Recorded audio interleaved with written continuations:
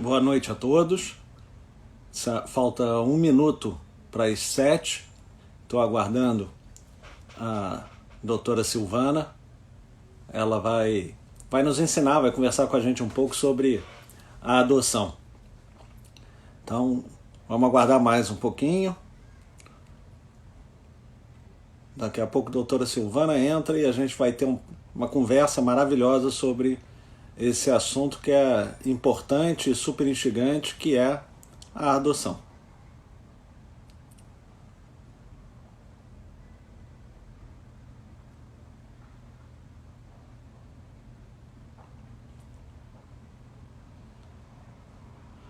Doutora Júlia, que prazer enorme. Ô Marco Aurélio. Então, estamos aguardando a doutora Silvana para tratar da questão da adoção no Brasil. Ela é expert no assunto. Silvana já entrou e me pediu para participar.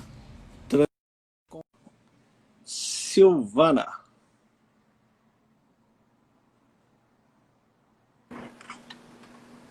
Doutora Silvana, que prazer enorme em recebê-la. Prazer é todo meu, Marcelo. Prazer muito grande estar aqui com você. Vou ter até batom. E eu tomei até banho para ficar chorosinho. Olha, eu também estou cheirosa. Tá L'Occitane, maravilhosa. Que eu fui trabalhar hoje, né? Fui ao escritório e aí quando chego em casa tem todo um processo de higienização, né? Que talvez sei lá, 6 meses atrás você não fizesse o processo instantâneo, né? Só que agora a gente faz. A roupa já fica lá pela entrada e a gente já vai direto para o banho para tomar banho. Isso é a nova realidade. Bom, a gente não veio aqui para falar da nossa realidade, né? Até porque se virem esse vídeo daqui a 20 anos, ninguém vai entender nada da realidade que a gente está vivendo. Com Mas certeza. eu queria, Silvana, antes de pedir para você se apresentar, eu queria deixar aqui claro a minha admiração por você. Você é uma advogada forte, uma alagoana arretada, uma mulher ímpar e as pessoas que acompanham podem falar, mas ele fala isso para todo mundo. Semana passada falou isso para a Marisa, porque realmente é verdade. São mulheres que seguram uma bandeira e carregam esta bandeira, né? E é muito importante a gente enaltecer isso, a gente dá poder, dá voz e dá fala àquelas pessoas que têm alguma coisa para dizer. Então, eu queria dizer para você que eu sou seu fã e fico assim muito orgulhoso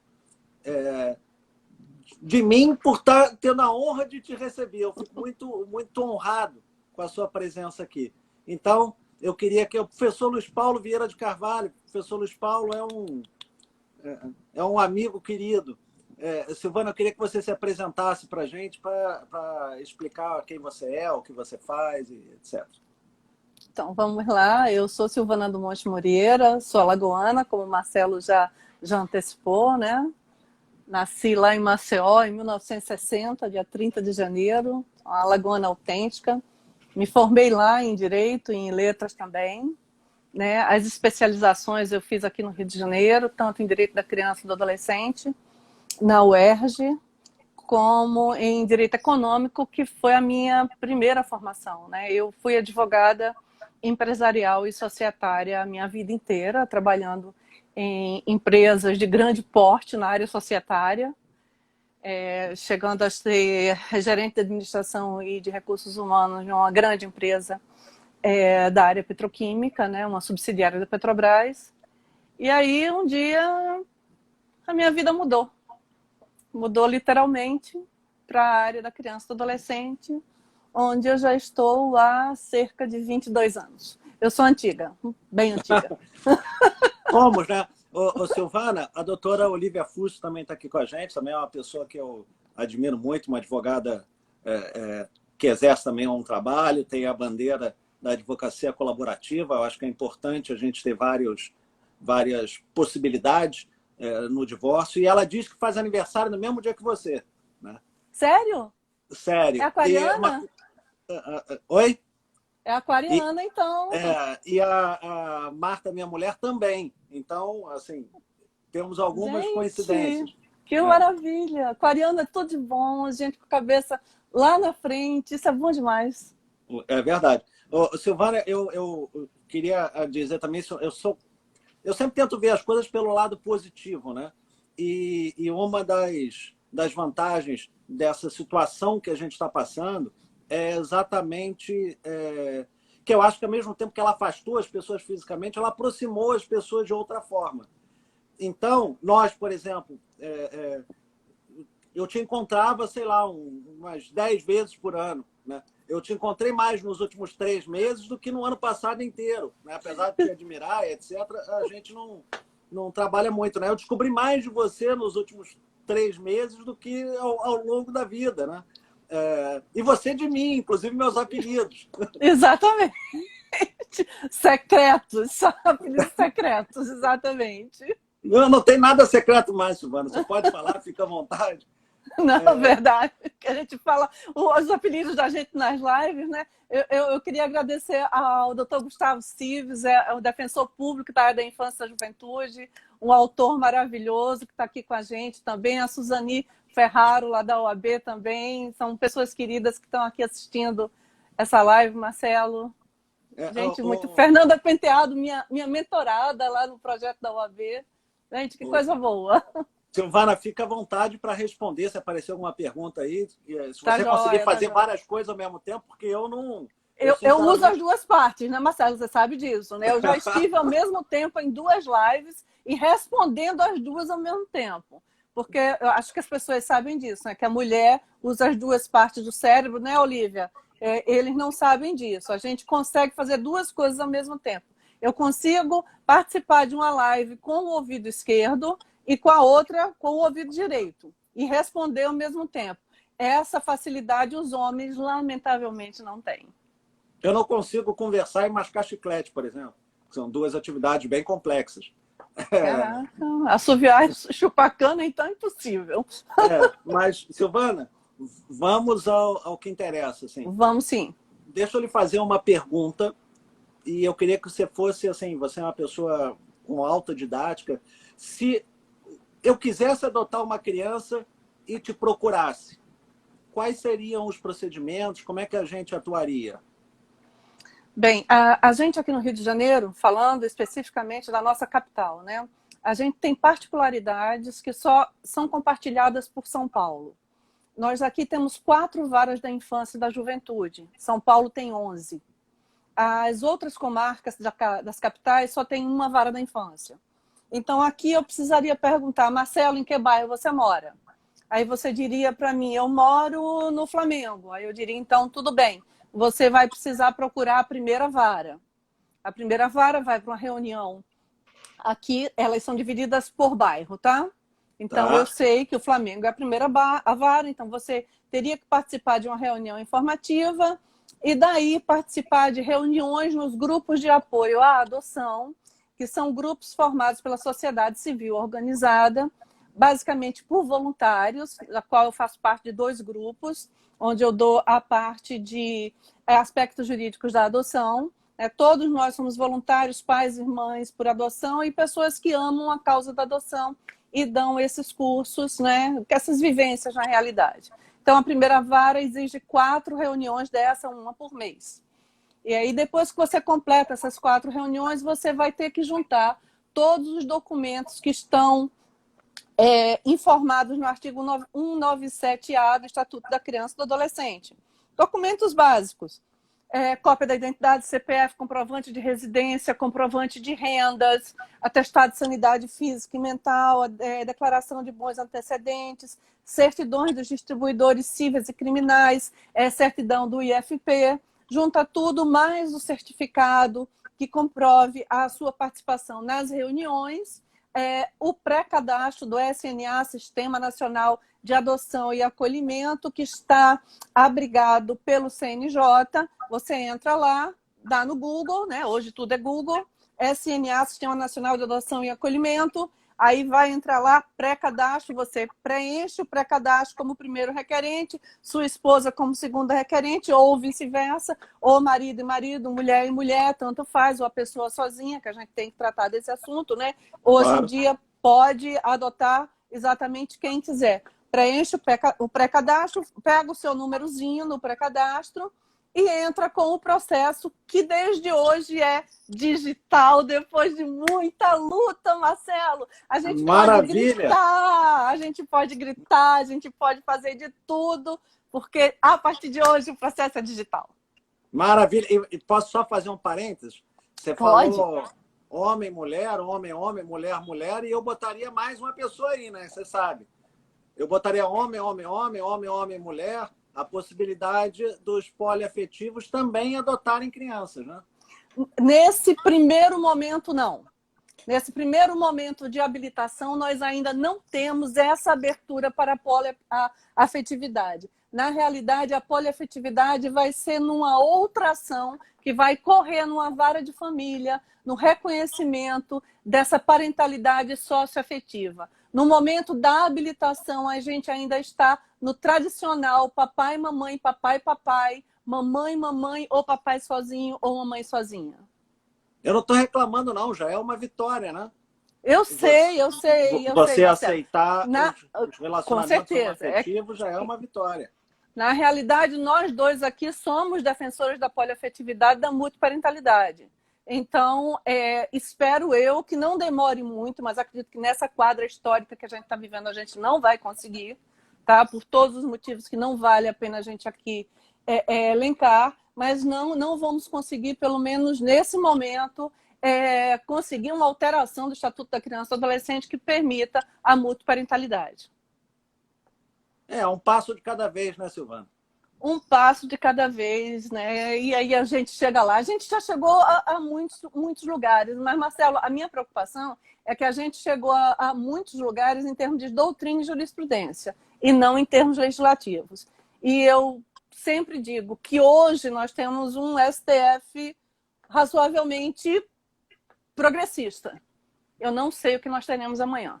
E eu tenho muito medo disso. Quando eu falei aqui dos reconhecimentos das relações homoafetivas e possibilidade de adotar, porque eu ouvi várias pessoas, alunos, e quando você vai dar palestra, as pessoas falam, etc., que afirmavam que é uma aberração alguém que seja homoafetivo poder adotar uma criança, que vai desvirtuar aquela criança. Tenho certeza que você ouviu isso também. Várias vezes, Marcelo. Isso daí é o preconceito incutido na cabeça dessa pessoa. Na realidade, o que é que as pessoas não entendem, e isso vem da minha prática, né? Hoje eu posso falar numa prática de 22 ou mais anos, né? Que as pessoas homoafetivas, sejam elas solteiras ou casadas ou em união estável, elas têm uma busca justamente por aquelas crianças e adolescentes que estão também à margem, né, também no armário da invisibilidade. Por quê? Porque elas próprias também passaram por essa experiência. Não quero dizer com isso que eu, homoafetiva, e minha esposa, Elizabeth, também não possamos ter no nosso sonho, no nosso imaginário, no nosso ser desejante, a vontade de uma criança recém-nascida. Temos esse desejo, sim, e queremos essa criança e vamos esperar quanto tempo for necessário. Mas o olhar é diferente. A percepção é diferente. Então, por isso, eu vejo, na minha caminhada, que o olhar dos casais homoafetivos, dos casais transafetivos, são mais abertos, justamente aquelas crianças que têm menos busca pelos casais tradicionais ou pelos solteiros tradicionais.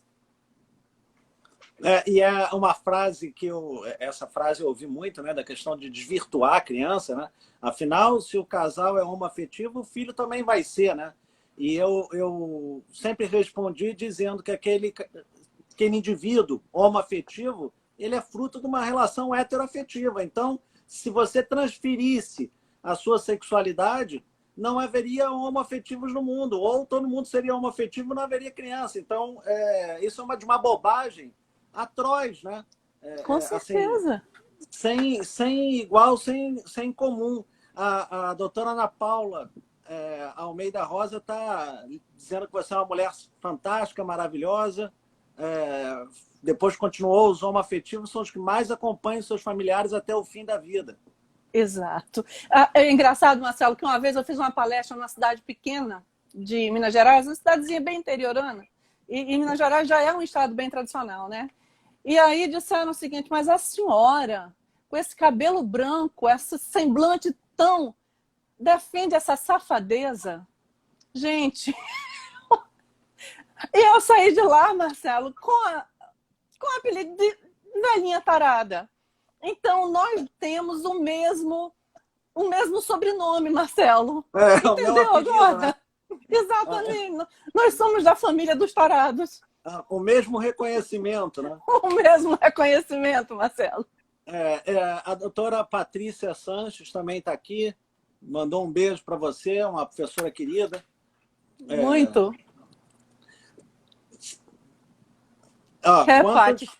Quanto ouvimos Brasil afora, pois é. Né? Exatamente, exatamente. Uma vez me perguntaram, Marcelo, se eu sabia acerca da história de... Eu não vou lembrar dos nomes bíblicos, talvez Sara, Jacó. E eu perguntei se, por acaso, eles estavam entre os signatários da Constituição de 1988. Era um curso de direito, né? Então, gerou um mal-estar daqueles assim que você não pode nem imaginar.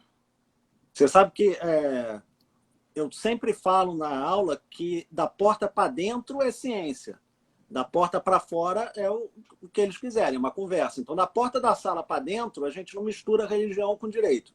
E nem pode, né? Porque a gente está estudando a ciência do direito, porque as pessoas esquecem um pouco isso, né? Direito não é simples, direito é complicado, é difícil, etc. Mas vamos voltar aqui à nossa questão vamos voltar. da adoção. Então, eu fui lá, fiz esses cursos e me habilitei. Não. Fiz o você curso, deu apresentei entrada. a documentação. Você deu entrada.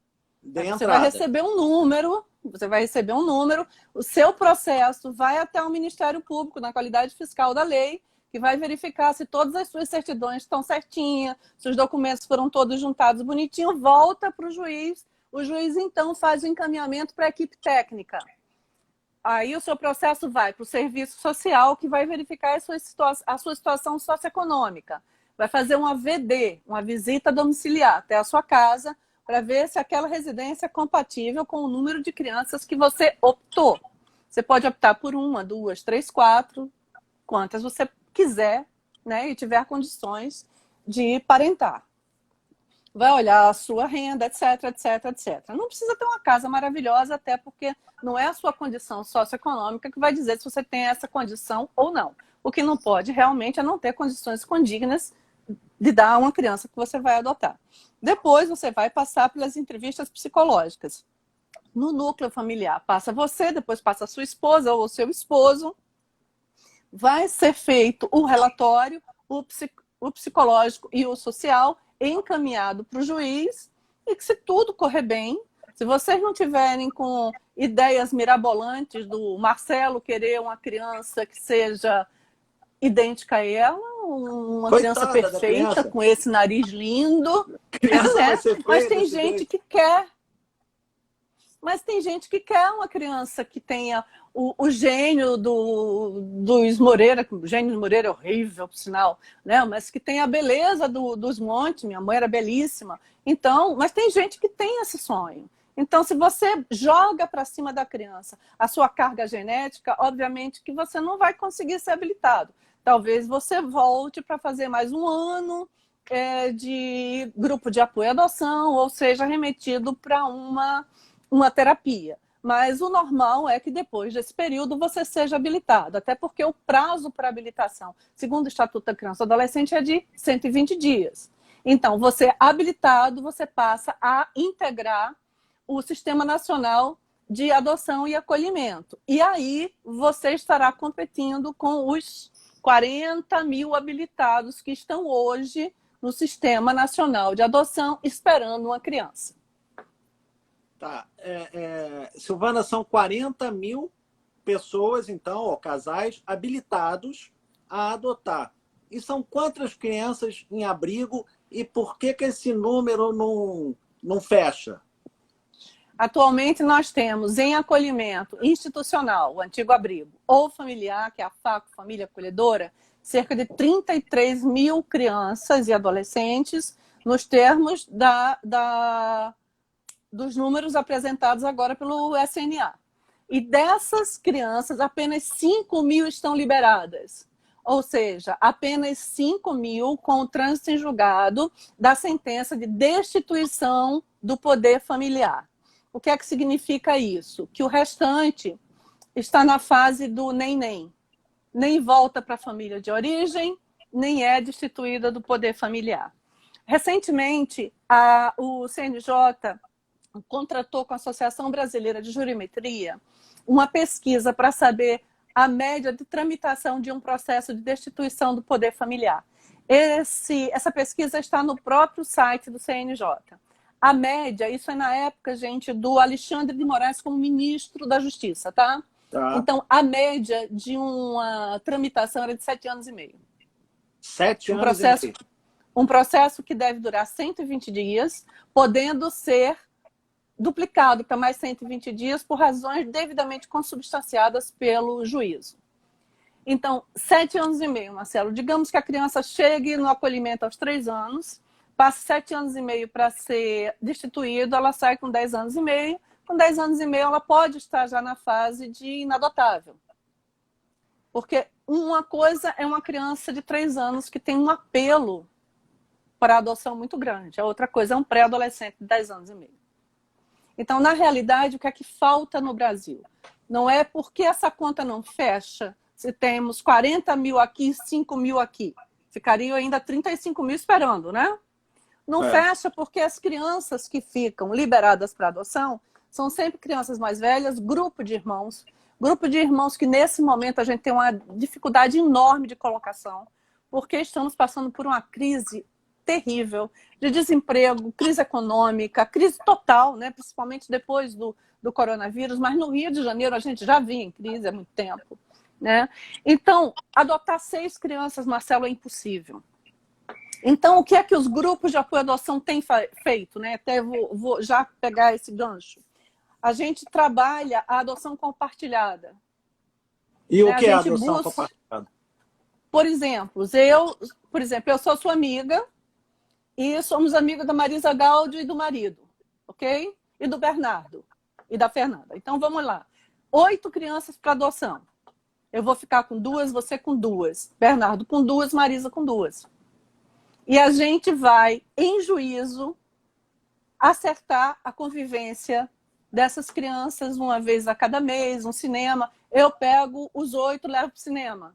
Marcelo pega os 8, leva para a praia. O Bernardo leva os 8 para a churrascaria rodízio para gastar dinheiro. Né? A Marisa pega os 8 e leva para passar um final de semana em Petrópolis para gastar dinheiro também. E assim a gente mantém a convivência das crianças, manutenção dos laços fraternos, mas as minhas filhas serão Moreira, as suas serão Santoro e assim por diante. Porque nenhum de nós teríamos condições de adotar os 8 de uma vez, entendeu? Então é uma adoção compartilhada. Interessante, eu nunca tinha ouvido falar nisso. Nunca. Então, tá vendo? A gente vai buscando as variantes possíveis para que as crianças tenham o direito da convivência familiar e comunitária preservado. Porque, afinal de contas, a gente tem um artigo na Constituição Federal, que é um artigo desde 88, não é um artigo novo, que é o 227, que nunca foi cumprido nesse país. E não é o único, né? Outros também nunca foram, mas infelizmente. Não, tudo bem, Marcelo, tudo bem. Se a gente for falar do que é que não é cumprido nesse país, a gente vai passar umas 50 lives só falando sobre isso. Mas esse é um artigo super importante, que é o que defende as crianças, né? Mas eu queria te fazer uma pergunta, Silvana. Você falou de um processo de 7 anos e meio, né? De destituição. 7 anos e meio de destituição do poder familiar.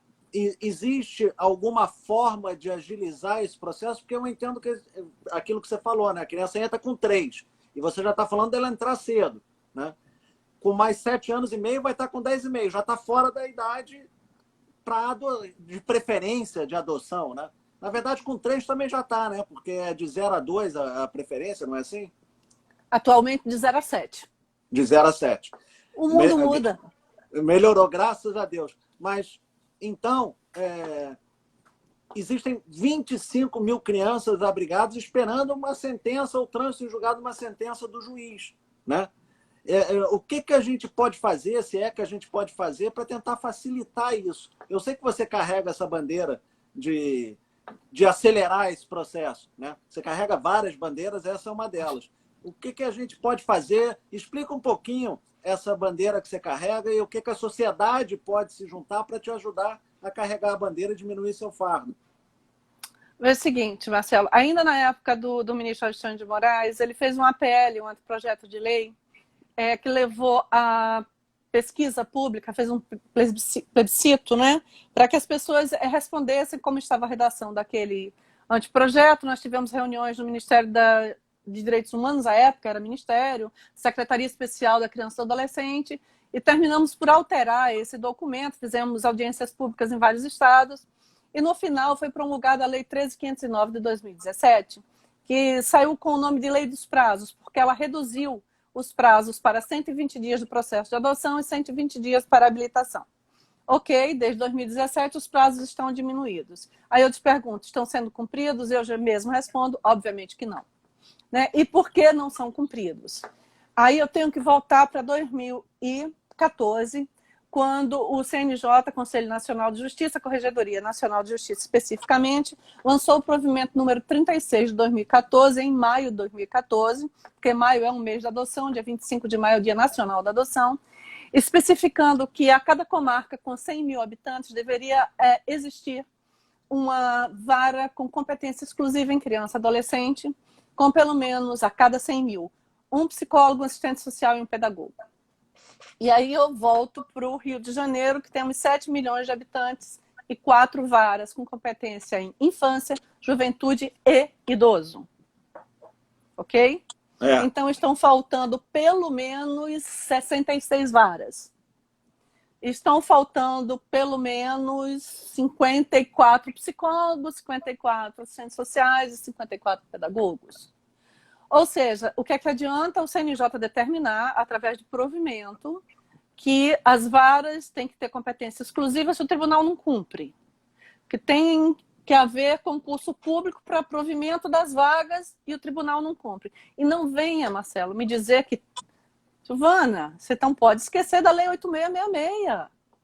Tem lá a Lei de Licitação Pública, não pode. Tem uma parte na lei que diz que não pode gastar com rubrica. Desculpa, errei a lei, gente. É a Lei de Responsabilidade Fiscal. É que tem muita coisa na minha cabeça, então vem muito no número. A Lei de Responsabilidade Fiscal diz que a rubrica, pessoal não pode extrapolar X por ano. Mas aí eu lembro, Marcelo, quando eu estudei em 1900, lá vai... Eu fiz faculdade em 78, é muito tempo, não tinha nem Constituição igual a essa de hoje, né? Até então não existia mesmo. Aí tinha um negocinho que a gente aprendia assim, né? Era o triângulo, né? Pirâmide das leis. Constituição, aquela antiga, estava aqui em cima, né? A Lei de Responsabilidade Fiscal está aqui embaixo. Pirâmide então, de Kelsen. Exatamente, o próprio. Deve estar se remoendo, coitado, até hoje, né? Então, a Constituição Federal está aqui em cima. Se a Constituição Federal diz que criança e adolescente tem prioridade absoluta, então é prioridade absoluta, inclusive na destinação de recursos, para que as varas da criança e do adolescente tenham competência exclusiva. Ok? Concorda comigo? Nós temos, inclusive, pareceres do Ministério Público, lá do Paraná, maravilhoso, sobre a não subordinação da Lei de Responsabilidade Fiscal com relação a criança e adolescente. O Tribunal de Justiça não deve se curvar à Lei de Responsabilidade Fiscal quando a matéria trata de prioridade absoluta do único sujeito de direito que tem prioridade absoluta constitucionalmente concedida como regra constitucional. É uma prioridade absoluta relativa, né? Acaba sendo uma prioridade absoluta relativa, que não tem lógica nenhuma, né? Exatamente. E olha que eu não sou constitucionalista, mas eu tive que aprender essas coisas para poder entender, né, que como o Tribunal de Justiça, eu não estou falando só do Rio de Janeiro, né, o único que cumpre a legislação é o de Pernambuco, né? Recife tem vara da criança e do adolescente, com o número de técnicos suficientes para cumprir, atender essa demanda, porque os demais tribunais não atendem, e nós estamos falando aqui com competências totalmente díspares, né? Criança, adolescente e idoso. E aí eu pergunto, imagina um juiz que chega, uma criança abusada sexualmente, uma velhinha que foi espancada, vai atender quem primeiro? Criança e adolescente. Mas não pode? Pode. Constitucionalmente, o juiz é obrigado a atender a criança e adolescente. Né? É uma maldade, né? Mas é assim mesmo, gente. É o que determina a Constituição Federal, que não é cumprida, reiteradamente descumprida nesse país.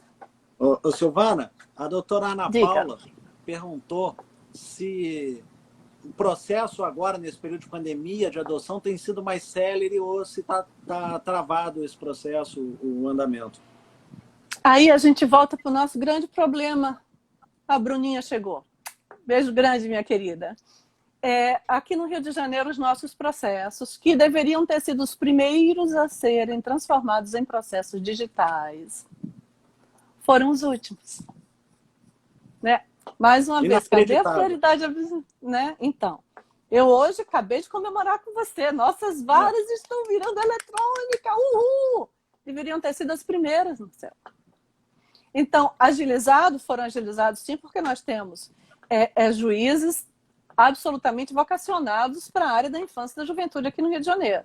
Doutora Mônica Labuto, da terceira vara, doutor Sérgio Luiz Ribeiro de Souza, que é juiz da quarta vara e acumula a primeira vara, e atualmente o doutor Sandro Pitan Espíndola, acumulando a segunda vara, que ambas, primeira e segunda, estão vagas.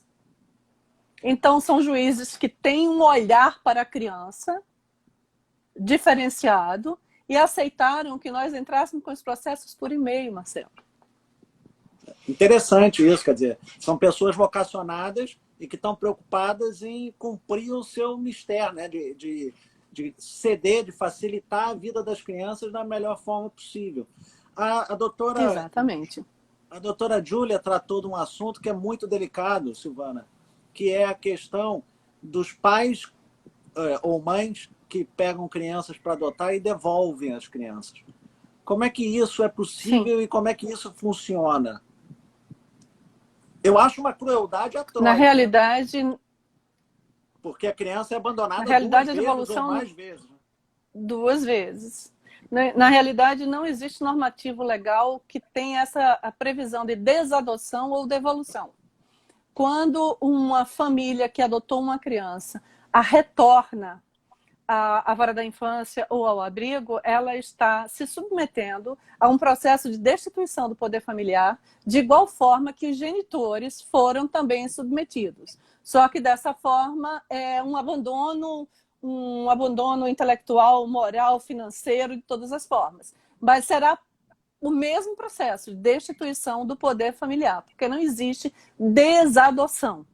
Né? Então, passamos por por questões assim mais absurdas possíveis, como, por exemplo, né, a gente precisa citar que é assistir A Pequena Sereia 1.500 vezes por dia. E eu posso te dizer, Marcelo, porque a minha filha mais velha, ela assistia A Pequena Sereia 1.500 vezes por dia. Eu sei cantar todas as músicas do Sebastião. Eu sei fazer a coreografia do Sebastião. Tá? O Sebastião é o caranguejo. Eu sei. Né? Você conhece o Sebastião, né? Conheço então, também. Eu conheço. Eu sei cantar, eu sei dançar, eu sei fazer tudo. Meu marido, inclusive, tem um caso com a Ariel. Toda vez que ele vai à Disney, ele quer entrar lá no lugar onde está a Ariel, porque é a mulher ruiva, né? E depois que nasceu a mais nova, ela é o Rei Leão. Aí a gente assiste o Rei Leão 1.500 vezes também, porque criança gosta disso. E a gente aprende e a gente começa a gostar. Eu sei cantar Hakuna Matata. E quem não sabe cantar? É lindo. É tão lindo viver, não é lindo? E aí, gente, a gente fica mais jovem, a gente fica mais feliz. Devolver uma criança porque come demais. Devolver criança porque rouba. Criança não rouba pelo seguinte, Marcelo, porque tudo nos abrigos é coletivo. Então, quando você chega numa casa grande, o celular do papai é o meu celular. Né? Claro. o Danoninho é meu, é tudo nosso. Não tem individualidade, né? Individualização. Então não é roubo, gente. E aí começa aquele problema, ou a minha filha não está dando certo no Kumon, ou não conseguiu fazer o plié, replié, duplié na 10ª aula de balé, sabe? Eu quero que a minha filha se dê tão bem na escola parque como as filhas das minhas amigas. É isso. É isso. Eu acho que a adoção é o mais forte ato de amor, né? Ah, Marcelo, minha filha entrou. Eu não Minha acho, filha. Ana Carolina. eu não acho que o casamento seja um ato de amor. Eu sempre brinco que casamento é um ato de insanidade. A adoção é o ato de amor, né? Estou brincando, tá? Exatamente. Mas a adoção é um ato de amor, assim, Arrasa, mamãe.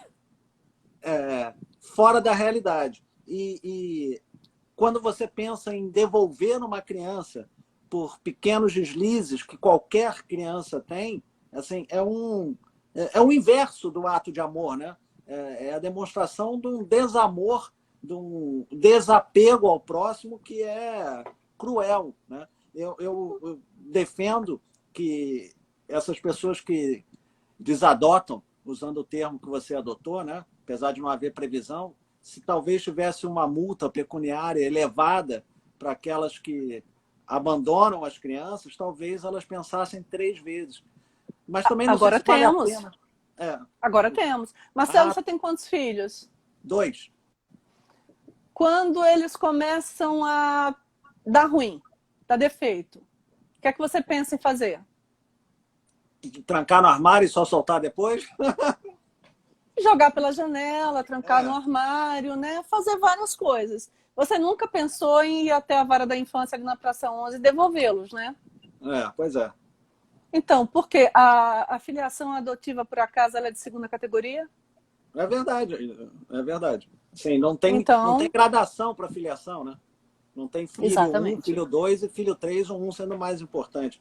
A doutora Luciana está perguntando se você falou em adoção compartilhada. Há previsão na lei para isso ou é acordo firmado entre os adotantes? Não, não há previsão na lei sobre isso. Na realidade, o que a lei determina é que os irmãos devem ser colocados numa única família, ok? Sempre que possível, né? Então, essa realidade da adoção compartilhada, eu não sei se fomos nós, grupos de apoio, eu me colocando nesse papel de grupo de apoio, ou se foram os juízes, realmente eu não lembro. É que a gente começou a pensar nessa possibilidade e essa possibilidade foi dando certo. Tá? Isso já acontece há muitos anos. A primeira adoção compartilhada que eu atuei como advogada, as crianças já vão fazer 18 anos agora. E está dando muito certo, né? E acho que virou. A doutora Mônica Labuto disse que não gosta do termo compartilhada. Ela prefere a adoção entre várias famílias. Mas eu achei a compartilhada um nomezinho tão gostoso, né? São irmãos compartilhados por várias famílias. Você cria aquele núcleo, quase uma coparentalidade, sabe, Marcelo? Entendi. Um núcleo de amor tão grande. Você vai crescendo as bases parentais. E eu digo isso com muita facilidade, porque eu cheguei sozinha aqui de Alagoas, né? E hoje eu tenho amigos que são minha família. Então, eu acho que é isso. A Luciana está aqui, Luciana Psico, está aqui falando que você é um ícone na temática adotiva e eu preciso concordar com ela. Silvana Consciência Viva está fazendo uma pergunta. Nesse caso de devolução da criança, como é um processo de destruição de poder familiar, ele demoraria também 7 anos? Acredito que não. Porque, na realidade, a gente pode até falar em autodestituição do poder familiar, apesar de não existir, tá? Isso é uma excrescência jurídica que eu estou falando. Mas a partir do momento que eu faço a entrega do meu filho ao juízo, dizendo que não quero mais exercer a parentalidade daquela criança, o processo acabou. Eu serei excluída do Cadastro Nacional, do Sistema Nacional de Adoção para todo e sempre. E tanto a Defensoria Pública quanto o Ministério Público estão ajuizando ações indenizatórias para aquela criança por danos morais e também ação de alimentos. E estão conseguindo êxito em ambos os casos. A doutora Olívia Fusso está aqui sugerindo a você que leve o termo adoção colaborativa no lugar de adoção compartilhada. Bonitinho, Olívia, gostei. Gostei.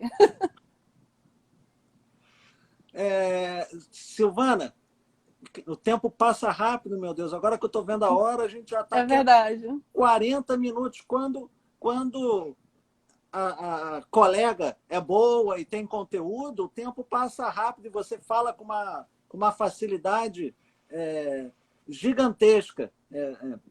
Mas então, Silvana, a questão da adoção de estrangeiro, né? Porque eu me lembro que o CNJ, há alguns anos atrás, se eu não me engano, o presidente era o desembargador Guilherme Calmon, ele autorizou que o estrangeiro entrasse na lista nacional e teve uma grita aqui de brasileiro falando que o estrangeiro ia furar a fila. Explica um pouquinho para a gente como é que funciona essa questão da adoção do estrangeiro. Vamos lá. Eu, com muita honra, faço parte da Comissão Estadual Judiciária de Adoção Internacional do Tribunal de Justiça do Estado do Rio de Janeiro há 11 anos, representando a OAB. É um trabalho voluntário que a gente faz porque a gente ama o que faz. O que se refere à adoção, a gente vai na frente e vamos embora, né? Então, a gente já chegou a fazer 50 adoções por ano. Ultimamente tem caído muito, não só por conta da questão migratória, né, do que está acontecendo na Europa, já que os nossos maiores adotantes são, pela ordem, Itália, Espanha e França. Itália porque a gente é muito parecido com eles, né? A gente fala com a mão, né? Essas coisas todas. Então, vai falar para o Santoro sobre isso? Oh, meu Deus! Oh, não vou falar, desculpa, não falo. Né? Então, na realidade, só adota estrangeiro quando não existe para aquela criança, especificamente, adotante brasileiro que a queira. Então, é feita toda uma pesquisa no Sistema Nacional de Adoção e Acolhimento, e quando é verificado que não existe ninguém com interesse naquela criança, aquela criança é colocada para adoção internacional. Alguns juízes, inclusive, ainda colocam a criança na buscativa. Depois de passar pela buscativa e confirmado não haver mesmo, então aquela criança é colocada para adoção internacional. Nós já participamos de buscas ativas e de colocação de crianças para a Itália, principalmente, HIV, com autismo, grupo de irmãos também divididos em 3 famílias, a 60 milhas, pelo menos, cada uma da outra família. E é interessante também que eu tenho contato com esses meninos até hoje pelo Facebook. Eles não falam mais português e aí é uma tal de tradução para lá, tradução para cá, porque eu não sei falar italiano, né? Hoje em dia, gente, a facilidade é muito grande, né? Eu já fui visitar um menino lá perto de Versailles, né, na França, Mateus, que foi adotado. E, gente, vocês não podem imaginar como é bom e como é gostoso. Ou seja, ninguém está tirando criança nenhuma de adotante brasileiro. Na realidade, os estrangeiros e até os brasileiros que moram no exterior só adotam crianças que os brasileiros moradores no Brasil não querem ou não podem adotar.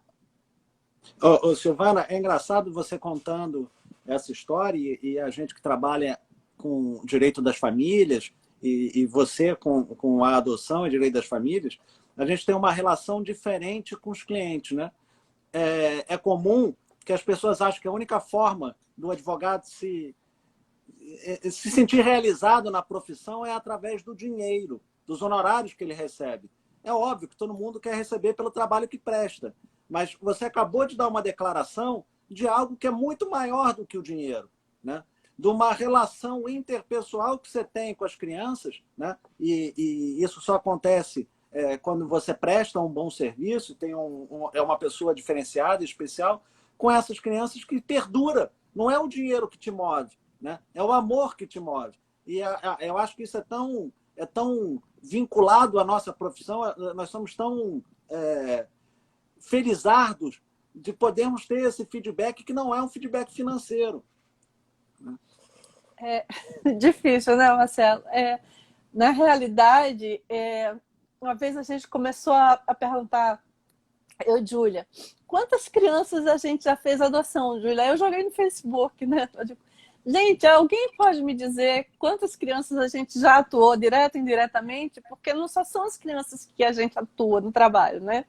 São as crianças que a gente indica e que a gente não precisa trabalhar, porque quando a gente indica, a gente não pode trabalhar, obviamente, que tem a ética profissional nisso, né? Claro. Apareceu a primeira adoção, Marcelo.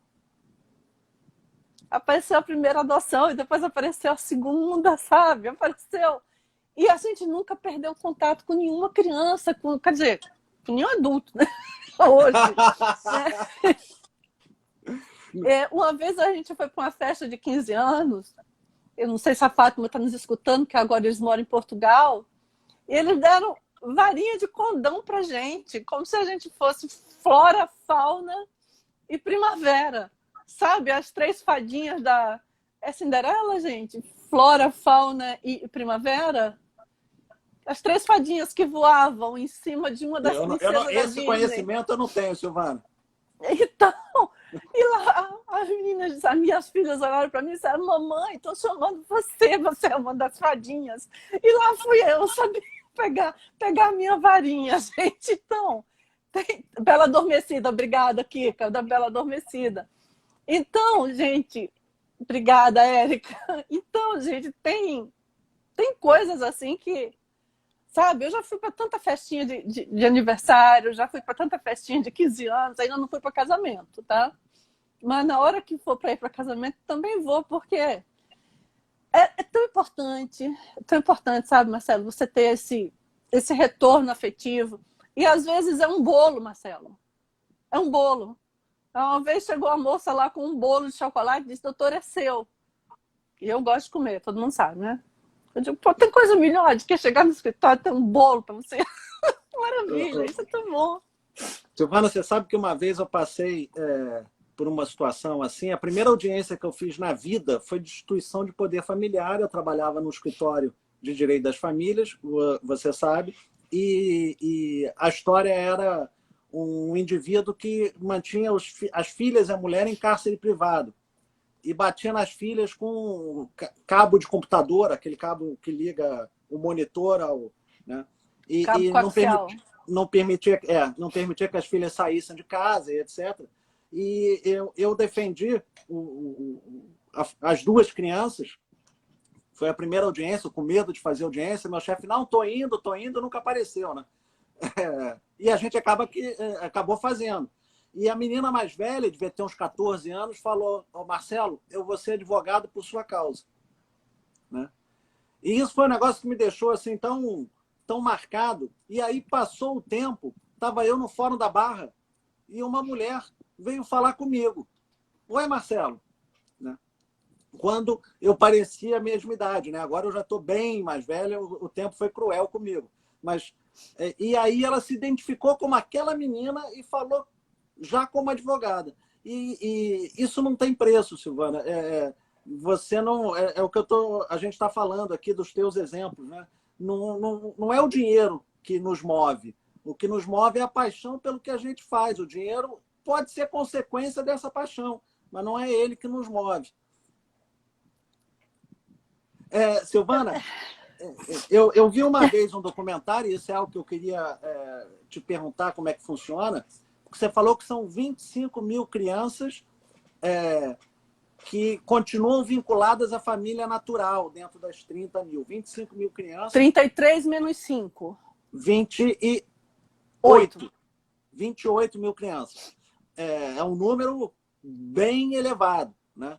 E eu vi uma vez um programa que acompanhava um rapaz nessa situação de estar dentro de uma instituição e que a justiça manteve ele vinculado com a família biológica. A família biológica era uma família de pessoas viciadas em entorpecente, não iriam receber aquele adolescente de volta e não foi permitida a ele a adoção. E aí, quando ele atingiu a maioridade, o Estado vai lá e repele ele. É assim que funciona mesmo? Porque isso me Exatamente. parece uma covardia, né? Você impede que aquela criança entre em uma família, que aquela criança seja adotada, e quando ele atinge uma determinada idade, eu simplesmente viro as costas para aquele adulto, o jovem, e não dei a ele a chance de ser amada, né? Exatamente. Marcelo, a partir de 2010, esse mesmo artigo 227 passou a incluir criança, adolescente e jovem. Antes não tinha o jovem, só era criança e adolescente. Então, o que você imagina? Uma criança, um adolescente sai do abrigo aos 18 anos, com a educação horrorosa. Não vai me dizer que teve uma boa educação, não teve. Educação formal, né? E Tá. sai pleno aos 18 anos para enfrentar a vida. Cheio de emprego, né? Um monte de Pois é. emprego, lugar para morar. Então, o que a gente precisa? Isso eu já cheguei até a falar com a tia Juca, a nossa secretária aqui do município, né? A gente precisa pegar, fazer um mapeamento dos imóveis do município que não estão sendo utilizados, que são vários, muitos abandonados, e fazer repúblicas. República para esses meninos e meninas que estão saindo do acolhimento, para que eles fiquem até os 25 anos, para que possa ter possibilidade de desenvolver alguma forma de profissionalização, que seja no SESC ou no SENAC ou no SESI, porque o que acontece? Eles não conseguem entrar nesses aparelhos, né, por conta da escolaridade. Eles não têm escolaridade para fazer um concurso para eles. Então, precisa ser criado um curso específico para eles com baixa escolaridade, para que eles tenham autonomia para enfrentar o mercado de trabalho. Hoje mesmo, a Érica Piedade, da Primeira Vaga, Primeira Vara da Infância, está procurando oportunidade de trabalho para 3 jovens que estão saindo do acolhimento e que não tem como viver fora do acolhimento. A gente está procurando emprego de boy, emprego de empacotador, de qualquer coisa, porque esses meninos precisam se manter depois disso. Então, nada melhor do que... Parênteses, Silvana. Se Oi. alguém tiver algum emprego ou souber de alguém que está precisando de algum emprego, procura a doutora Silvana para ela poder ajudar essas crianças, né? Esses Exatamente. São jovens. 3 meninos. 3 meninos que vão fazer 18 anos agora, tá? Então, se o município usar esses imóveis inservíveis, não utilizados, para a construção dessas repúblicas, né? Colocação de beliche, fogão, arrumar os banheiros e colocar uma pessoa em turno de 12 por 36, de segunda a segunda, só para zelar pelo imóvel, e eles mesmos fazendo comida, arrumando as camas, eles zelando pelo próprio imóvel, isso daria super certo. Eles poderiam estudar, eles poderiam trabalhar e eles poderiam viver num local digno. Porque senão, eles vão ser cooptados, você sabe pelo quê, Marcelo? A melhor, eu sempre digo para as pessoas pararem de olhar para o próprio umbigo e começarem a olhar para o umbigo do outro, né? Nem que faça isso de forma egoística, porque a melhor forma de você viver bem é todo mundo viver bem. Porque se o outro vive mal, você está em risco com a sua tranquilidade, com a sua segurança, com tudo isso. Então, a gente tem que ser solidário em qualquer situação, né? A gente tem que abrir a mão e ajudar o próximo em qualquer situação. E esse trabalho que você faz, Silvana, é um trabalho belíssimo. Essa luta para que as crianças sejam acolhidas, né? Para que as crianças sejam abraçadas pela sociedade, é uma luta belíssima. Silvana, o nosso tempo está acabando. E a live é sua. Eu sou só aqui, eu tentei ser o condutor para que pudesse tirar o máximo em pouco tempo para tirar o seu conhecimento. Então, eu queria que você aproveitasse os, 6 minutos que faltam e desse o seu recado. Está livre para falar o que quiser, a forma como você quiser, convidar as pessoas para participarem de alguma campanha. A Júlia está aqui, a doutora Júlia, falando, chama ela mais vezes. Vou chamar, a Silvana merece, ela tem assunto para 10 anos de conversa. Então, vamos lá, Silvana. Para fazer umas historinhas, né? Então, gente, na realidade, o que a gente precisa? A gente precisa que os abrigos sejam melhores, né? Um olhar adequado para os abrigos do Rio de Janeiro, que são péssimos, né? Não todos, mas alguns estão precisando realmente do nosso carinho. Um olhar específico para essas crianças, para que elas não sejam invisíveis, tirar as crianças da invisibilidade. E a gente precisa aprender a votar, e votar em quem lute pela primeira infância, que é a base do que vai surgir depois, né? Crianças e adolescentes bem informados.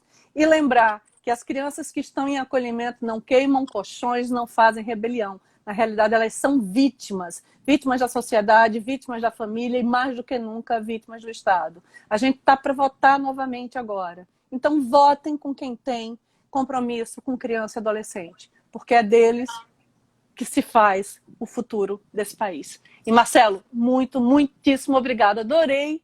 Acho que você faz as coisas fluírem tão facilmente. Amei estar aqui com você. Silvana, eu que agradeço. Se alguém quiser ajudar um abrigo, pode te procurar?